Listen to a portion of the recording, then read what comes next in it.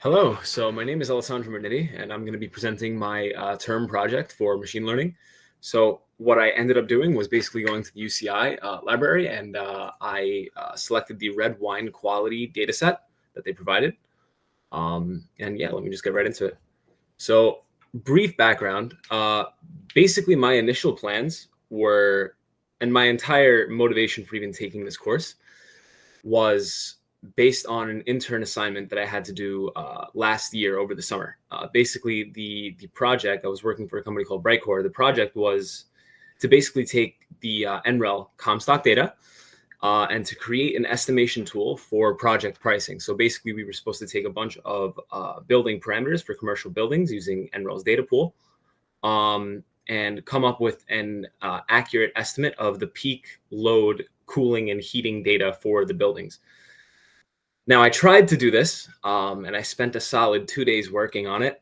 And then I realized, much like I did last year over the summer, that this would have probably it would have probably taken like a month's worth of actual dedicated effort for me to come up with anything even close to accurate or useful.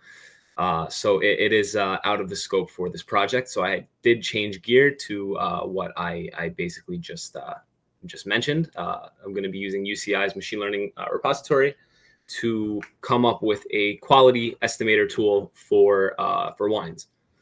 And now just a quick introduction to the actual data set. So the data set is broken up into 11 attributes and one target. Basically, the goal of this project is to make it so that with unseen data. So basically, let's say I get a wine from anybody, and I basically want to determine what the actual quality is of the wine, arbitrarily based on this data set.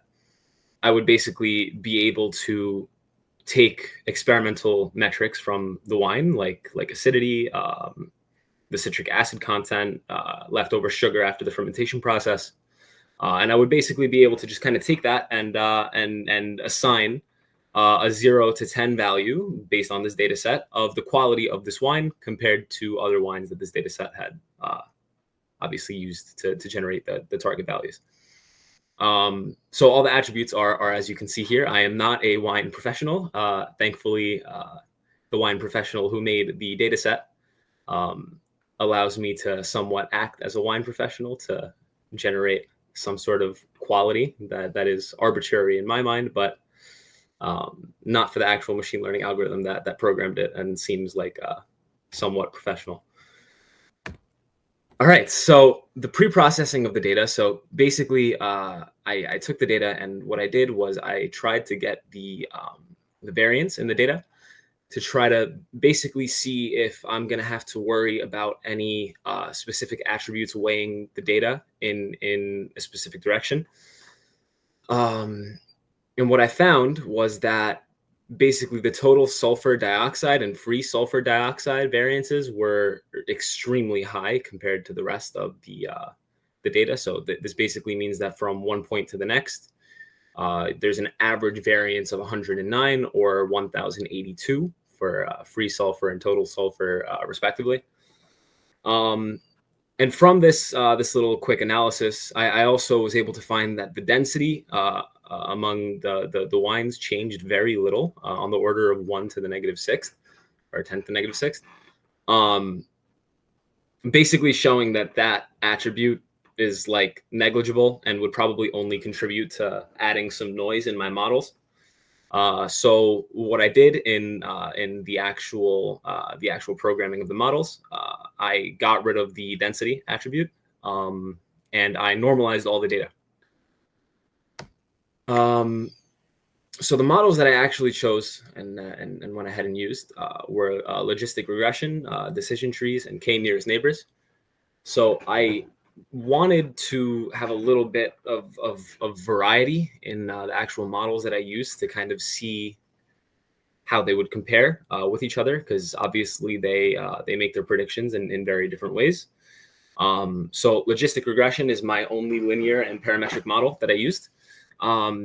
Basically, the way it works, as we learned in class, is it assigns weights to every attribute, and it uses a sigmoid function to basically collapse those weights into a probability probability of between 0 and 1, that the wine is either high quality or not. It does that by using the sigmoid function that we learned about. Basically, the reason why I chose this specific form of regression was that it's suitable for multi-class classification, and it works best with data with linear boundaries, which is not a good thing for this model. And beyond that, there's also some other issues with the data set that proved to show that these models are great, but it just the data itself makes it so that there's basically an upper limit to the accuracy of the models, and we'll get into that when I actually present the results. Continuing on, we also used decision trees and k-nearest neighbors. Now, these both are nonlinear and non-parametric, so they basically just evaluate the data as is. Decision trees basically splits data using, as I said, threshold values or threshold rules to find trends. So basically, it'll, just as an example, but it'll do this like hundreds of times over. It'll say, okay, so the acidity is above this range for all of the, not all of, but just a really rough example, for all of the high quality wines. So everything that is above this acidity will be a high value or a high quality wine. And it'll do that across all of the attributes. So it's very robust, especially when you go down the tree. It is a huge tree. And that's basically the way the decision trees work. And k-nearest neighbors, basically just you just define the number of centroids that you want. And the algorithm basically makes it so that it finds the optimal point to place the centroids, using stuff like Euclidean or cosine distance, to basically just place those centroids right where it could define a cluster of data that follow some sort of trend that is unseen by the model. It basically just declares certain regions to be certain quality based on absolute distance from the centroid.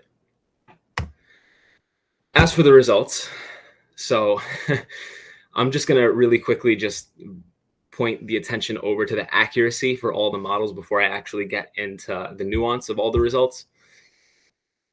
None of these models were able to produce an accuracy higher than 60%. I was very curious as to why that is. And I didn't really spend too much time looking, because the answer is pretty clear.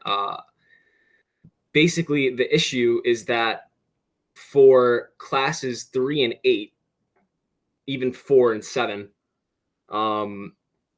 the amount of wines that actually fall within those classes are very small compared to the amount of wines that fall within classes 5 and 6, for example. So they don't get really like as much representation in the data for these models to form any sort of known trend about these classes. So what happens is that, and now I'm going to actually take a look at the nuance in the data. So in the precision column for each of these, you can see that, not for all of them, because the decision tree actually was able to accurately predict a quarter of the quality 8 wines. But you can see that in the precision, basically the quality 3, 4, and 8 wines, even no, the 7 did pretty well, but the 3, 4, and 8 wines have basically no correct predictions for them. And that makes sense because, again, the size of quality 3, 4, and 8 wines are of the order of like 1. There's 16 quality 4 wines, and that's the highest of this group. It's 3 and 5 for 3 and 8 respectively. So this makes sense as to why the model accuracy isn't as high as I would have hoped for. And what I ended up doing was tweaking some of the hyperparameters. So I used built-in functions for this. So what I did was I basically made it so that all of the wines were basically weighted equally. I changed the C value for the logistic regression. I changed the number of kernels for nearest neighbors. and still with all the changes that I made to all the hyperparameters, it's still it didn't produce anything higher. The highest accuracy that I got was 62% for k-nearest neighbors. I believe that was changing the kernel size to 6. But I actually got worse accuracy for logistic regression when balancing the way that the quality of wines were weighted in the model. I also just want to quickly take a look at the confusion matrices. So they look pretty bad. Usually, what you would want out of a confusion matrix is high values along the actual diagonal. And basically, the best case scenario you would have zeros along everything that is a non-diagonal. But what you can see in these is that for class 0 and 1, which is 3 and 4, and for class 5, which is quality 8, there were pretty much no correct predictions, except for the quality 4 wine in the decision trees. 3 were actually computed correctly. And for the decision tree, we also have one that was computed correctly for the quality 8 wine. And everything that's a non-diagonal basically just kind of shows, because this is also kind of strange. Usually confusion matrices are like a 2x2, showing the center and true. Sorry, I was cut off by Google Meet, so I'm just going to continue speaking about the confusion matrices here.